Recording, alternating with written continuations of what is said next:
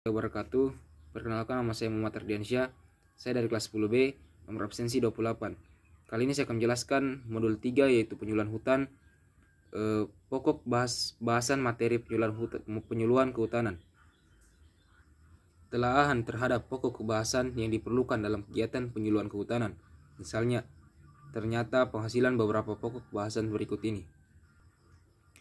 Yang pertama, ilmu budidaya hutan yang tidak hanya berisikan petunjuk dan informasi tentang apa yang harus dikerjakan, tetapi juga mencakup mengapa, bagaimana, berapa, kapan, dan di mana kegiatan itu harus dilaksanakan agar dapat menaikkan hasil atau fisik dan pendapatan atau ekonomi, serta memperbaiki kesejahteraan sosial, budaya, serta memperbaiki diri keluarganya maupun masyarakat. Yang kedua, ilmu ekonomi kehutanan yang terutama diarahkan kepada perbaikan pengelolaan hutan, usaha tani yang lebih efisien agar dapat lebih memberikan manfaat ekonomi, pendapat atau keuntungan yang lebih tinggi, termasuk dalam ilmu ekonomi kehutanan, yaitu pengelolaan usaha tani hutan, ekonomi produksi, pemasaran hasil atau kemitraan usaha, pembiayaan atau analisa usaha tani, perencanaan atau evaluasi, akuntansi, dan kewirausahaan. Yang ketiga, ilmu pengelolaan rumah tangga petani. Tidak dapat disangka bahwa pelaksanaan utama pembangunan hutan rakyat pada umumnya adalah petani-petani kecil yang belum dapat memisahkan secara tegas antara pengelolaan usaha tani dan kehidupan petani kecil. Selalu dapat dijumpai adanya kenyataan bahwa kegiatan usaha tani merupakan bagian dari kegiatan rumah tangga secara keseluruhan. Karena itu, kegiatan penyuluhan kehutanan yang terutama ditunjukkan kepada terwujudnya efisien pengolahan usaha tani harus pula dibarengi dengan kegiatan penyuluhan tentang pengolahan rumah tangga petani hutan itu sendiri.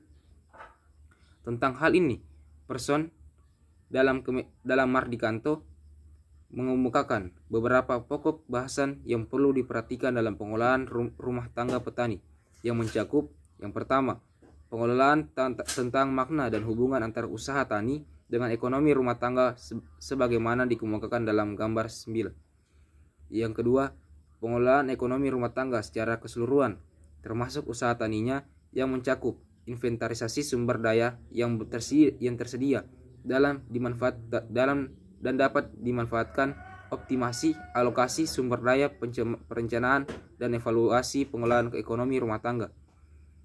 Lalu yang keempat, kelembagaan petani. Perbedaan dengan golongan masyarakat yang lain, masyarakat desa hutan pada umumnya masih memiliki hubungan sosial yang sangat erat kaitannya satu dengan yang lain.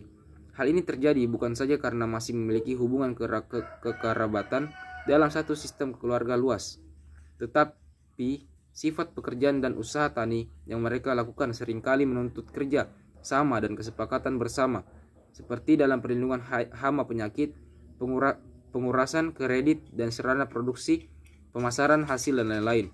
Oleh karena itu, di dalam kegiatan penyuluhan mutlak untuk diperhatikan hal-hal yang berkaitan dengan kelembagaan petani, khususnya yang menyangkut dinamika kelompok dan kepemimpinan kelompok tani.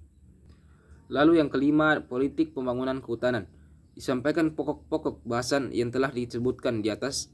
Selain penyuluhan kehutanan, harus pula diperhatikan pokok bahasan yang menyangkut politik pembangunan kehutanan yang sedang dilaksanakan oleh pemerintah. Termasuk dalam pokok bahasan ini adalah: yang pertama, peranan pembangunan kehutanan dalam pembangunan nasional.